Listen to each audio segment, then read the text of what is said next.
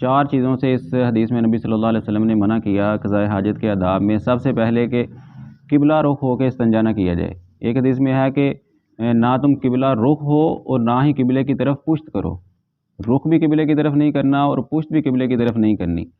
لیکن یہ کھلی فضا کے اندر ہے۔ صحابی کہتے ہیں، عبداللہ بن عمر رضی اللہ عنہ کہتے ہیں کہ میں حفصہ رضی اللہ عنہ کی چھت پہ چڑھا، یہ ان کی ہمشیرہ تھیں، اللہ کے نبی صلی اللہ علیہ وسلم کی بیوی تھیں۔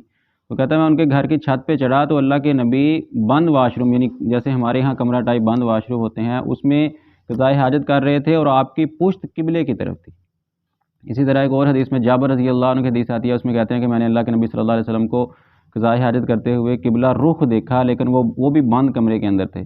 تو یہاں سے محدثین نے استدلال کیا ہے کہ اگر بند واش روم ہو وہاں بھی کوشش کرنی چاہیے کہ قبلہ رخ نہ لگایا جائے، لیکن اگر کسی نے لگا لیا ہے تو بند واش روم میں جہاں آگے دیوار ہے، رکاوٹ ہے قبلے کی طرف، تو پھر وہاں رخصت ہے قبلہ رخ ہو کے یا قبلے کی طرف پشت ہو جائے۔ لیکن کھلی فضا کے اندر اگر قضاء حاجت کی جائے تو وہاں بالکل اس کی اجازت نہیں ہے، قبلہ کی طرف نہ منہ کیا جائے اور نہ ہی قبلے کی طرف پشت کی جائے۔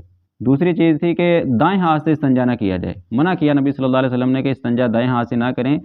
نبی صلی اللہ علیہ وسلم اپنے سب اچھے اور پاکیزہ کام دائیں ہاتھ سے کرتے تھے اور نجاست والے اور دوسرے کام بائیں ہاتھ سے کرتے۔ تو استنجا صاحب ظاہر نجاست کو دور کرنا ہے تو یہ بائیں ہاتھ سے اللہ کے نبی کرتے تھے۔ تو بچوں کی طرف بعض لوگ ہوتے ہیں جس کو ہم کہتے ہیں کھبو ہے، یہ سب کام بائیں ہاتھ سے کرتا ہے، بائیں ہاتھ سے، تو نہ جانے وہ استنجا بھی بائیں ہاتھ سے لوٹا اٹھاتا اور دائیں ہاتھ سے استنجا کرتا ہو۔ تو بچوں کی تربیت میں شامل کرنا چاہیے کہ دایاں ہاتھ استنجے کے لیے استعمال کرنا ہے اور دایاں ہاتھ لوٹا اٹھانے کے لیے استعمال کرنا ہے اور بایاں ہاتھ استنجے کے لیے استعمال کرنا ہے۔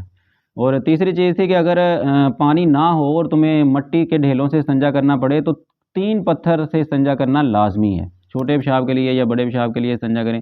بڑا پتھر ہے تو اسی کے 3 اطراف سے کیا جا سکتا ہے۔ اگر بڑا پتھر نہیں ہے، چھوٹا پتھر ہے، چھوٹے ہیں تو 3 پتھر پہلے اکٹھے کر کے پاس رکھیں اور 3 پتھروں کے ساتھ استنجا کریں، پھر طہارت ہوگی۔ لیکن ان 3 پتھروں میں منع کیا کہ گوبر اور ہڈی استعمال نہ کریں۔ گوبر جیسے خشک گوبر ہوتا ہے وہ بھی ایک ڈھیلے نما ہوتا ہے، وہ استعمال نہ کریں، اور ہڈی ہو وہ بھی استعمال نہ کریں۔ دوسری حدیث میں منع بتایا کہ کیوں منع کیا ہے، کہا کہ کیونکہ گوبر اور ہڈی یہ تمہارے بھائی جنوں کی خوراک ہے۔ جو ہڈی ہے، نبی صلی اللہ علیہ وسلم فرمایا کہ تم کھا کے پھینک دیتے ہو، اللہ تعالیٰ اتنا یا اس سے زیادہ گوشت اس ہڈی پہ لگا دیتا ہے اور جن کھاتے ہیں۔ اور یہ جو گوبر ہے جانور کرتے ہیں، اس پہ اللہ تعالیٰ اتنا ہی چارہ پھر اگا دیتا ہے اور وہ جنوں کے جانوروں کا چارہ ہوتا ہے۔